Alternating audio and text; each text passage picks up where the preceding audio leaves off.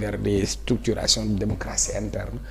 Parce que dans les partis et dans les organisations, à partir de la base au sommet, pour promouvoir la démocratie interne. Parce que pour avoir une démocratie, il faut avoir de véritables démocratie interne ci parti. bu fekkee ne Pastef beneen yoon bi mu wane mooy yeneen ñëpp beneen nit mooy yor c'est-à-dire le financement c'est du sommet à la base benn nit mooy ñëw mooy tuuf. mais fii ki nekk ci kaw tuuful. mais ñi nekk ci suuf ñoo dajale seen i dërëm. waaye sauf que ci bii ñuy wax nii tamit ñoom nee na ñooy dajale seen i dërëm ngir. oui mais mode tabax seen siège c'est important c'est-à-dire financer seen i activités parti ñoom dañu changer le paradigme. c'est-à-dire la personne achète un bracelet à 1000 francs.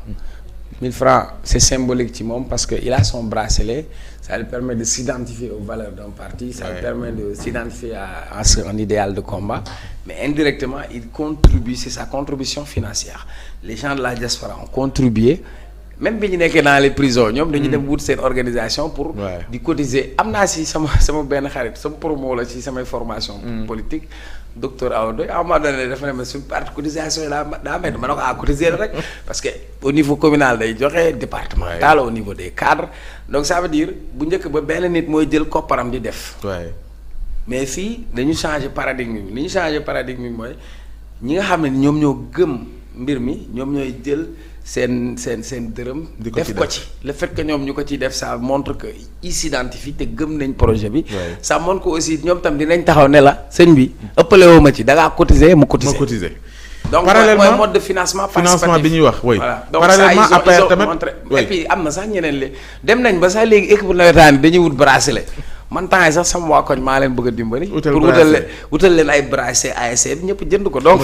mode de financement boobu ça montre le dynamisme et l'implication donc le PASTEF c'est un ouragan politique qui s'est construit en 10 ans maintenant il faudra pas qu'il soit un géant en pied d'argile et pour avoir les pieds solides et ancrés il faudra aller vers une structuration une organisation pour en faire une machine politique oui li daloon APR bañ leen a dal APR boobu sax ñoom it dafa mel ni bàyyiwuñu parce que njiit li moom mu ngi fas yéene yónnee ay mission lañ leen war a tuddee missionnaire yu war a dem Amadou Ba wala ci région yi non Macky Sall laa moo jiite parti APR moom ma ngay waaj pour dem jaajëfal militants yi waaye gën a waajalaat xëy na ca yeneen conquêtes yi ñëw trop tôt wala da nga naan déedéet am nañ ci droit. oui mais man dès le début quand Macky a fait le congrès il est le président de l'APR je me suis dit kii bàyyeegul tegeegul tànkam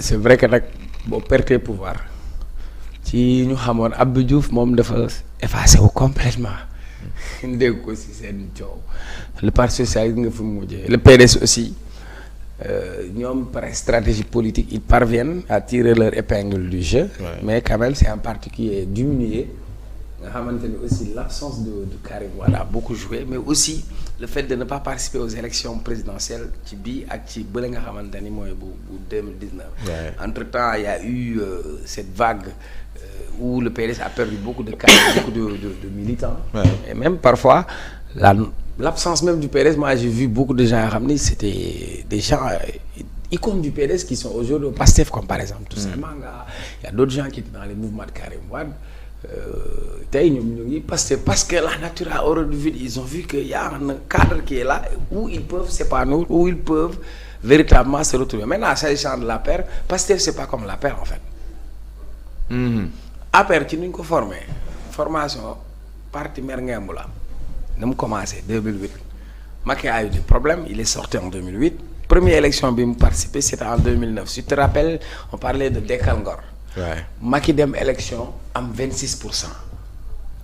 Hein? Il était obligé asseoir une grande coalition Benno Bokk Yaakaar moo tax mu doon créer institution cëral ñu mu mel ni ay quota pour mën a nekk à l'aise après Benno Bokk Yaakaar la demaate élection en 2019 c'est la même pourcentage mais ñii lan lañ am premier tour lu kenn deful c'est-à-dire opposition gagner élection premier tour présidentiel donc ça veut dire ils ont une marge de manœuvre que Macky n'avait pas par exemple donc sooy seet fan yële l'URD lan moo deset URD Sénégal parti ci nit lañ ko doon identifier Djibo Leyti Ka yàlla na ko yàlla yërëm après c'est Diégane Sène qui prend les rênes Diégane Sène ñu ànd ak Macky Sall 10 ans 12 ans génn nañ après ñu ne génn nañ lan moo fay des dara ku mel ne Abdoul Mbaye nee na moom génn na ci opposition radicale bi kan Abdoul Mbaye. waaw ak seen ndajem barki Dembo Ndiaye bi. dinaa ñëw si ci résolution bu dinaa ñëw si Abdoul Mbaye donc ça veut dire kon tey. des gens yoo xam ni dañu dem ils ont pris le risque de se faire phagocyter par l'appareil politique de Macky Sall. Après ñoom. Il va falloir que ñu assumer compagnonnage boobu. On a eu le PIT, la LD. Donc je dis souvent que la gauche elle s'est embourgeoisée. Tey ñi nga xamante ne dañu nekkoon ci dynamique boobu donc si Benno Bokk Yaakaar chute dañuy chuter maintenant en bon stratège Macky Sall veut remobiliser ses troupes mais il y a des fissures. Mame Boye Diao n'est pas là, Aly Ngouille Ndiaye n'est pas là, Mimi Touré n'est pas là. ak ñeneen Boun Abdallah Dionne bi mu génnee yàlla na ko yàlla yërëm. nombre de voix yi mu am donc y a eu des fissures donc so léegi nag nekk fi. nekk parti au pouvoir l'interrogation Amadou Ba parti au pouvoir bëgg a ñëwaat day nekk difficulté au Sénégal. Maintenant Amadou Ba est-ce que moom mooy incarner l'opposition parce que moom moo demee élection. Et ensuite sur Amadou Ba par exemple kenn dégg ko ci yenn détails wala wax bu ñaaw sur son parcours. mën nañ ko reprocher yeneen i mbir. bien sûr xamaguñu mais tey. dina nekk beneen crise donc ça veut dire ku tëb daal ci xel dese na la tëb te beneen bi ku ñaane sa ndono sa deewi ñaan maintenant pour Abdoul Mbaye il s'est opposé pendant pratiquement une décennie léegi est-ce que day continuer di opposé wu parce que fi mu toll nii ak dynamique bu bees bi pour nga ñëw nekk opposant ce ne sera pas facile parce que durant toute cette période ñii dañu nekk ci benn ils ont le vent en poupe comme on dit. Et donc ils sont dans une trajectoire. Maintenant dans une démocratie il faut une opposition forte.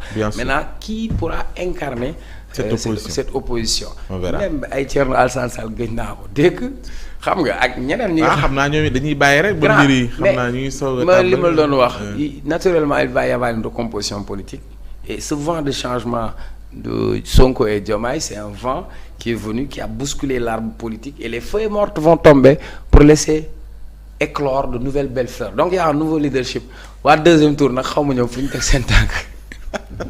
waa deuxième tour.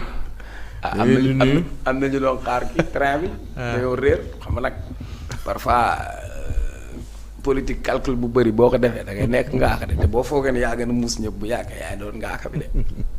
xam nga nag dégg nga ma wala déggoo ma léegi nag di nuyu madame Soumaré. madame Soumaré. parce que service bi c'est diamètre mbër bi na la koy waxee. diamétralement opposé ndax dañ ko ñaw tissu bi rafet. bi tubaab fakkaat la madame Soumaré. am ñu teg ko sa loxo ma jot ko te ki ko teg ko ci loxo Pape Moussa daal moo am. xaritam soppeem kooku. def teraanga bi te gisuma ko. dëggantaan ko remercier même man sax gisuma ko. di wax ci qualité bi ak élégance bi nga xam ne moo ci am.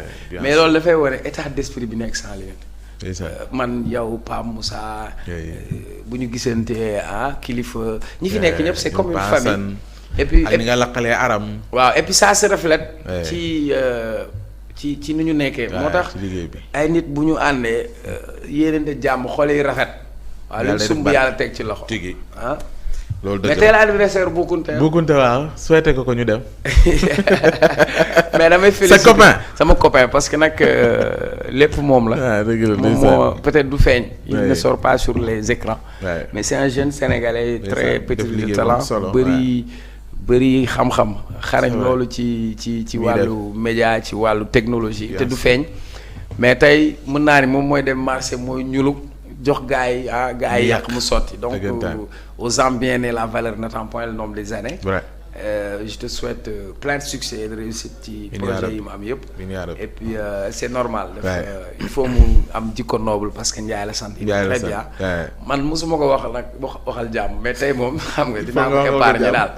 xam naa après damay dem wut xalam rek ñu dem côté Guédiawaye bi noonu.